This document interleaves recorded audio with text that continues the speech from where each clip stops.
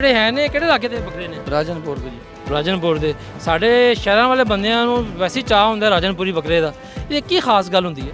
ਖੂਬਸੂਰਤੀ ਇਹਨਾਂ ਦੀ ਇੱਕ ਜ਼ਹਿਰੀ ਬਾਤ ਹੈ ਵੀ ਗੁਲਾਬੀ ਅੱਖਾਂ ਇਹ ਚਿੱਟੇ ਸਿੰਘ ਸਾਰਾ ਵਾਈਟ ਹੀ ਵਾਈਟ ਹੁੰਦਾ ਔਰ ਕਦ ਵੀ ਉੱਚਾ ਹੁੰਦਾ ਹੈ। ਕੱਦ ਵੀ ਉੱਚੇ ਹੁੰਦੇ। ਸੁਣਿਆ ਕਿ ਰਾਜਨਪੁਰੀ ਬੱਕਰਾ ਜਿਹੜਾ ਹੁੰਦਾ ਉਹ ਬੜਾ ਨਖਰੇ ਵਾਲਾ ਹੁੰਦਾ। ਹਾਂਜੀ ਇਹ ਦੱਸੋ ਕਿ ਕੀ ਮੰਗ ਰਹੇ ਹੋ, ਯਾਨੀ ਕਿ ਇਹਦਾ ਕੀ ਰੇਟ ਜਾ ਰਿਹਾ? ਇਹਦਾ ਕੀ ਮੰਗ ਰਹੇ ਹੋ? ਮਾਸ਼ਾਅੱਲਾ ਇਹਦਾ 81 ਮੰਗ ਰਿਹਾ।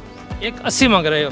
और जितने भी हैं तकरीबन सारे इसी रेंज नहीं है? नहीं कम उत्ते थल्ले रहने की। अच्छा आ वाला कितना है? 160 ਦਾ। 160 ਦਾ। ਔਰ ਸਭ ਤੋਂ ਮਹਿੰਗਾ ਬੱਕਰਾ ਕਿਹੜਾ ਤੁਹਾਡਾ ਇਹਨਾਂ ਦੇ ਵਿੱਚੋਂ? ਸਭ ਤੋਂ ਮਹਿੰਗਾ ਹੀ ਹੈ ਜਿਹੜੇ ਜ਼ਿਆਦਾ ਰੱਖੇ। ਇਹ ਵਾਲਾ 180 ਦਾ। ਤੇ ਗਾਹਕੀ ਦੀ ਕੀ ਸੂਰਤ ਹਾਲ ਹੈ? ਹੁਣੀ ਦੇਖਿਆ ਮਾਸ਼ਾਅੱਲਾ ਤੁਹਾਡਾ ਸੌਦਾ ਹੋਇਆ ਹੈ ਤੇ ਕੀ ਸੂਰਤ ਹਾਲ ਹੈ? ਗਾਹਕੀ ਦੀ ਸੂਰਤ ਹਾਲ ਹੈ ਪਿਛਲੇ ਸਾਲ 20-30,000 ਮਹਿੰਗਾ ਸੀ, ਇਸ ਸਾਲ ਸਸਤਾ ਹੈ। ਬੱਕਰਾ ਸਸਤਾ ਹੈ? ਹਾਂਜੀ ਇਹ ਤੁਸੀਂ ਪਹਿਲੇ ਬੰਦੇ ਜਿਹੜਾ ਕਹਿ ਰਹੇ, ਨਹੀਂ ਤਾਂ ਜਿੰਨੇ ਬੰਦੇ ਨੇ ਕਰਕੇ ਆਏ ਹਰ ਬੰਦਾ ਕਹਿ ਰਿਹਾ ਕਿ ਐਤਕੀ ਬੱਕਰਾ ਮਹਿੰਗਾ ਹੈ। ਪਿਛਲੇ ਸਾਲ ਆ ਬੱਕਰਾ ਮੈਂ 180 ਦਾ ਖੁਦ ਇਤਨਾ ਸੇਲ ਕੀਤਾ, ਇਸ ਦਫਾ ਮੂੰਹ ਚੋਂ ਮੰਗ ਰਿਹਾ। ਅੱਛਾ ਇਸ ਦਫਾ 30,000 ਕਮ ਰੇਟ ਮਿਲਦਾ ਪਿਆ। ਲੋਕ ਅਜੇ ਵੀ ਘਰ ਬੈਠੇ ਨੇ ਵੀ ਹੋਰ ਥੋੜੇ ਲੇਟ ਲਵੀ ਬਾਅਦ ਵਿੱਚ ਮਹਿੰਗੇ ਹੋ ਜਾਣੇ। ਤੇ